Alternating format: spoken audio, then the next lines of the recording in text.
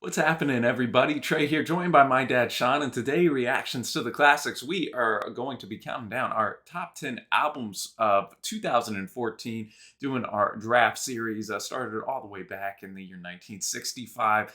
Done, and today, here we are up to 2014. So it's been a fun journey, and man, some great records in 2014 as well. Yeah, I totally agree. We were talking off camera before the start. I think the 2010 so far have been fantastic, man. And I think this year's going to be just the same. So if it's the first time joining us, we need you to pay attention. I know you're paying attention anyway. You're watching, right? Give us your top 5 albums if you care to, or top 10. But most importantly, tell us who you think won. And if you're a patron, then remember you get to vote on one of these albums for our live listening party we do on YouTube once a month. And if you're not a patron, check out the Patreon link below, the Patreon link on the end screen. We greatly appreciate any consideration for support. If you've never been here, here's how it works. Today, Trey gets first pick. I get second, third. He gets fourth, fifth, until we get to 10. Trey, your number one pick would have been my number one pick. Yeah. And that's just the way it goes sometimes. So you got it. Go for it. Yeah, I'm going to be going with a guy who's appeared a few times on our list, some with Red House Painters and one solo record. And he's appearing at the top this time. We have Kil Moon, a.k.a. Mark Kozelek, with his record Benji, his 6th solo record, produced by Kozelek as well.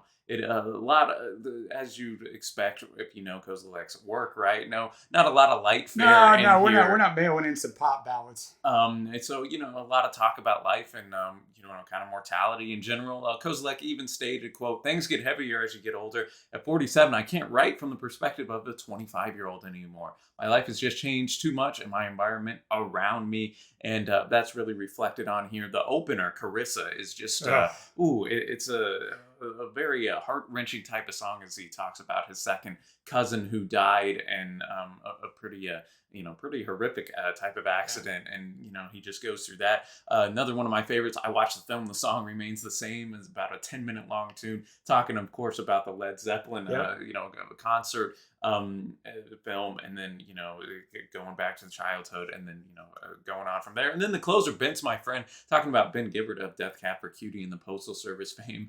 And that I just thought it was a very clever way to end this record, but fantastic album. Yeah, and on that song he's talking about how they're good friends, and then all of a sudden Ben becomes much more famous and more successful than him, and how that kind of plays out. And I talked to you about this album after I listened to it.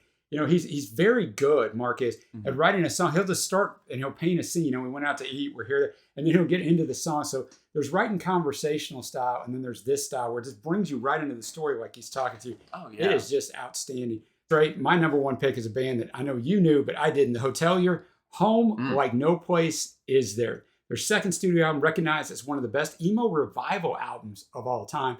Lead singer Christian Holden said, quote, "The album deals with some real dark stuff. It's probably about my experience with friends and loved ones in the past 3 years, which were very complicated, toxic, and abusive. But laid within a lot is a lot about the deconstruction of self for personal growth and transformation. I hope it helps you live and stuff." Yeah. Critics loved it. 91 on Metacritic. My favorite song on here is Your Deep Rest. It's my favorite song right now that I listen to, period. It's number one on my most played. It's a great one right there. It's a great one. It's deep, man. He called in sick from your funeral. He feels responsible. It was fantastic, man. Yeah, and whenever you said that you had heard this record and we're going to place it so high, I was like, let's go. Because I remember bumping this back in 2014. Yeah, you were actually with the times.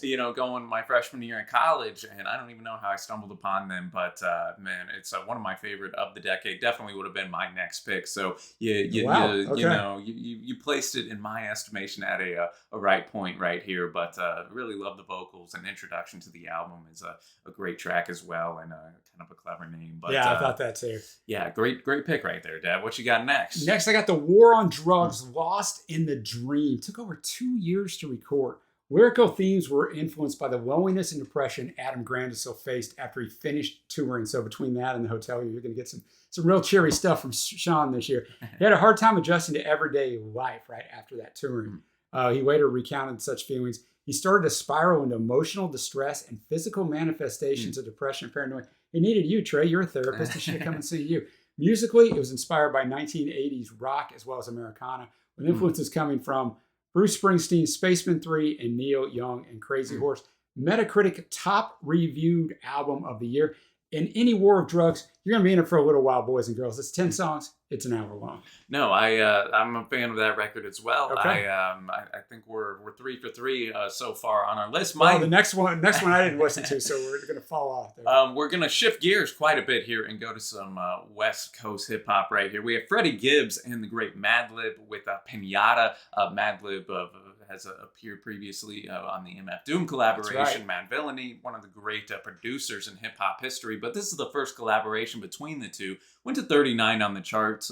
In a press release, Freddie himself described this as, quote, a gangster blaxploitation film on wax. And, you kind of have that with some of, some like 70s blaxploitation definitely movies kind of sampled in there throughout this record.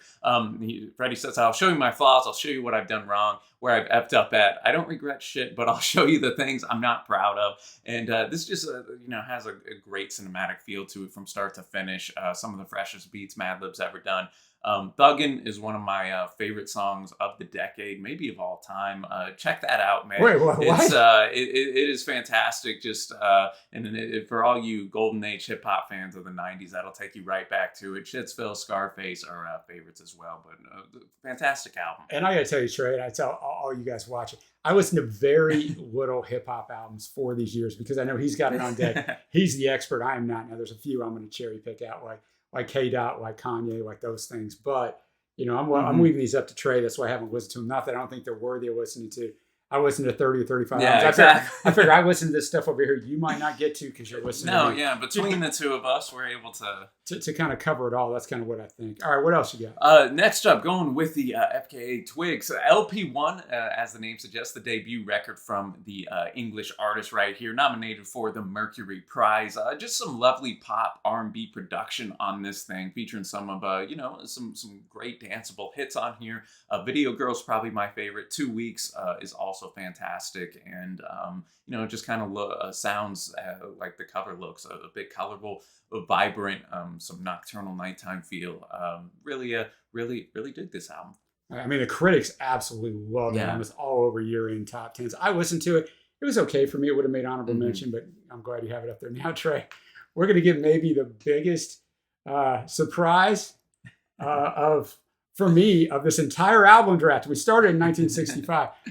I got Taylor Swift, 1989, coming in. I mean, it was a monster album. You couldn't get away from it. It was a monster album, fifth studio album.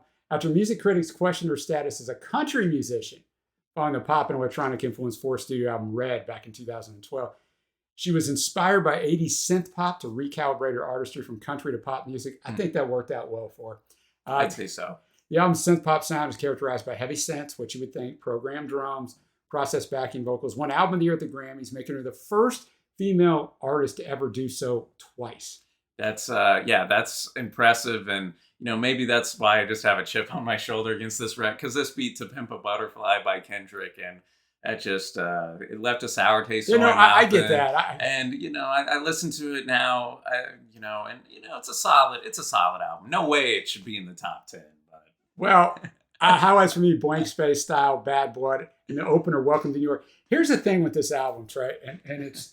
Part of it might be sentimentality. I'll get it out there, whatever. Sentimental value, let's put it that way. Because your sister and I went to a bunch of daddy-daughter dances during this time. She was a little kid. They were playing these songs. But I'll tell you what, I listened to it. I placed it on this list. And then a few days later, I listened to it again. I'm like, are you sure, Sean? Yeah, I'm sure. Okay, I respect it. I think it's a near perfect pop record. I'm not a huge pop guy all the time. But I think it's a near perfect pop record. I'm just saying so. I know the Swifties will come in here and defend me, although they might be upset that I got it third. But I would have never thought that. No, I mean, you're going to get support for it, for sure. Well, I didn't do it to get support. I'm probably going to get some hate, too. But all right, my next album, I'm going to bet you've never even heard of this guy. I think this is probably... No. This is one of them where I was talking about the hip-hop. I need to check it out, though. Ben Howard, I Forgot Where We Were. Second album, he's a British singer-songwriter. The album opener, Small Things, is the standout. I like singer-songwriters. Cover Blink-182? No, but that would have been interesting in his style with the acoustic. That might have worked. I don't know, man. So that is my fourth pick. What do you got, Trey? What are you going to finish this off? All right, going with Mitski, Bury Me at Makeout Creek. Never heard of her third record. Title is a quote from The Simpsons, of Okay. all things, if you're wondering, okay, what does that mean? Album was recorded mostly in houses and makeshift studios with some of her friends. As you know, Mitski grew up and went to like a kind of a classical training, Okay. music type school, and started to divert from that. This is a really easy to digest kind of indie, folk or rock record that clocks in just over 30 minutes. So it's Wow. an easy listen right here, and it really does fly by. She has quite a unique sound, and I think First Love / Late Spring and Carry Me Out are the highlights. And then going from a nice kind of easy to digest 30-minute record to a incredibly dense record. We have To Be Kind by the group Swans, their 13th record. Went to 37, their first top 40 record. Mixing was completed in our area of the woods, Dallas, Texas, right here. Man, Swans, I got a complicated relationship with them because, I've listened to a lot of their records, even going back to the 80s. So have I. Those first albums, which are just so noisy and challenging. And I mean, this kind of keeps with it a little bit. 2 hours just of dense experimental rock, noise rock. But I had to put it on my list because it really does show the creativity and just how the boundaries of rock can still be pushed even to this day. It's hard to do for a genre that's been around for so long. I agree. It's exhausting to listen to at points, yet the impressive production, and I think overall it's an epic record, make this one of their best that I've heard. Oxygen and Screenshot are the highlights for me. Well, I'm going to tell you, Trey, I have a complicated relationship too because I just don't get them no matter what era they are. And I think the thing with Swans is if you get them. Oh, they got like a cult-like following, man. I got to be real honest with you. I started listening to this album. I made it a little less than an hour through, and I'm like, I'm not even halfway done. And I clicked and move on. One of the songs is like 37 minutes long, So it's, it's just not my thing. But number one, props for you put it on the list, but big number one that you actually made it through the whole album because that's crazy. All right, my last pick, it was not 2 hours long. TV on the Radio, Seeds, their fifth studio album, their last studio album. First album since the death of their bassist, Gerard Smith in 2011. And the influence of that and the heaviness of that is all over the content of this album. Happy Idiot is my fave. Now we're going to get to our honorable mentions. I'll let you go first. All right, starting with a wonderful producer, Flying Lotus with You're Dead. We have King Gizzard and the Lizard Wizard.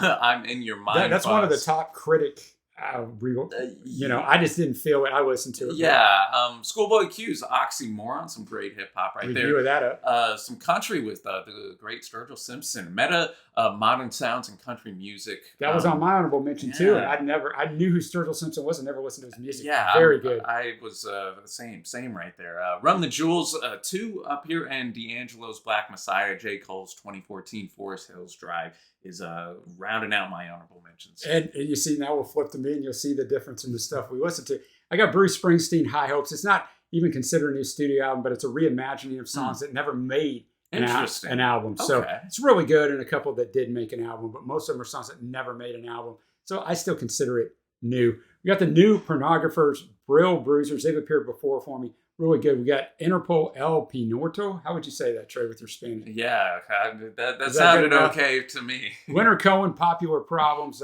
Awesome album that we actually have an album review up of. Ty Segall, Manipulator. Really good. Angel Olsen, Burn Your Fire for No Witness. And Lana Del Rey, Ultra Violent. So as I mentioned at the start, guys, let us know who you think won down below. Give us your top albums if you have them. Give us a thumbs up. Give us a sub if you haven't already. We'd greatly appreciate it. Check out the playlist below and give me all kinds of things to do. If you want to go back 1965 until right now.